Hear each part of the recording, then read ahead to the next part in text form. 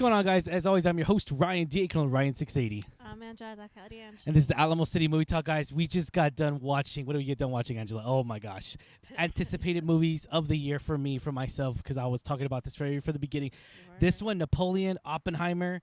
I know for you, of course, was Barbie, right? I mean, come on. Barbie, but we just got done seeing Killers of the Flower Moon and Martin Scorsese's latest film. Yeah, what did you think of this, Angela? Because I know you're kind of like a little, you don't love all the Scorsese films. And I get it.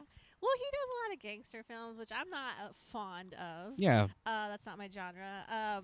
The runtime also is a little daunting. Comes in like almost 3.5 hours. Yeah. That runtime is just a killer because, you know what's funny? Because we were talking about that with just random moviegoers, and we were like, oh, man, that's a 3.5 hour movie and all those moments and everything. But you know what? There are several films that we enjoy that are that and much more. Oppenheimer. So, yeah. Snyder Cut, Justice League. But yeah, there's a lot of them. Endgame. Regardless, we came here. We wanted to support the film, and oh my gosh, it was phenomenal. It blew me away. Like I can't believe how great the cast was. Yes. How I think there was a little tidbit in the beginning where Martin Scorsese came out and he's like, "Hey, enjoy this film. We worked really hard on it." The huge passion about this project. Huge passion project, and I really like how he. Got so much input and the thought and time and process he put into this film. It shows. Yeah. I think the cast was phenomenal. Of course, the headliner is Leonardo DiCaprio. Yeah, of course.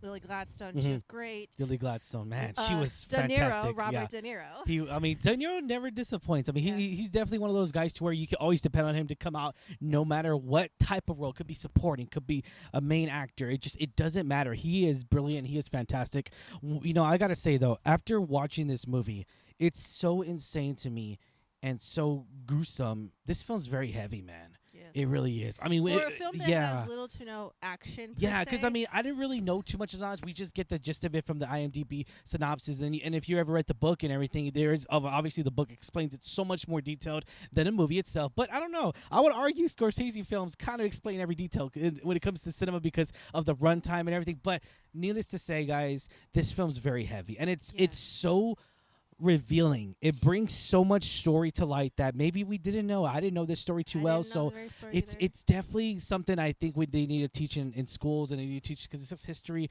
This happened in Oklahoma, and it was Osage County. This is it's very heavy, like you said. It's very emotional. Very it's gruesome topic. At the same time, you know, when I go to any film, right? It's like, oh man, this is awesome. This is great, but I have to remember.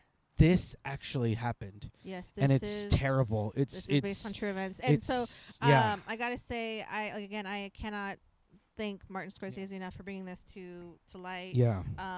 It makes me definitely want to learn more about it and learn more about what happened and the trials and and the murders. So I really think that this is gonna have people look into this more and learn about it more, which I think a film should inspire people to look into it themselves and everything. And see, and you know, me being a Martin Scorsese fan, you know, one of the best films I gotta say is probably Wolf of Wall Street, Goodfellas. You know, The Irishman's a very gangster film that came on Netflix. I wasn't a huge fan of that movie. I know I'm gonna get cussed at. What are you talking about? You say you're a Martin Scorsese. The Irishman wasn't my cup of tea. I just didn't feel any. I mean, it was okay movie, but I just felt like it was dragging on so many levels to where you could have cut that out.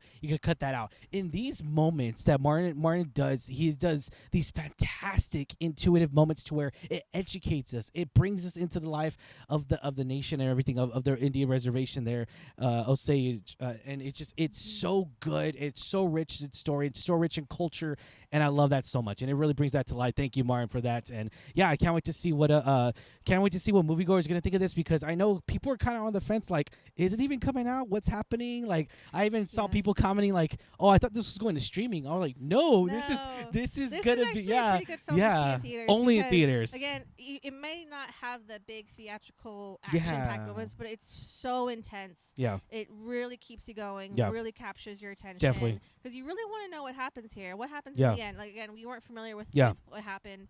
I want to know how it ended, especially with the story told. Yeah. And the characters that were there. So I gotta say the ending that Martin Scorsese does is actually really brilliant. It's really clever. Clever. It's very different. But it's kind of like those moments to where where do you end it at? You know, it definitely leaves it like that. And I kind of like the way it ended. Yeah, but I love the way it ended, because movies like these are definitely a struggle, because you're like, where do we leave off at? Do we just leave off with captions and we just say this happened, this happened, this happened? But I feel like Martin's done that so many times with Goodfellas, with every filmmakers have done that. So I kind of feel like he did this in a very clever way, in a very good way, and I enjoyed this more so. But yeah, we'll talk more about it in studio. We'll talk about our reviews. We'll talk about our official review, our official rating of that on the studio, guys, tomorrow. And as always, I'm your host, Ryan D. Ryan 680. I'm Angela, the Kelly. And if you haven't already, be sure to like, share, subscribe to us, guys. Put in comments down below. What did you think of this film, Killers of the Flower Moon? What did you think of this film? Are you even watching it this weekend? That's the thing. You should. Don't watch Taylor Swift. Go watch this. All right, catch you there.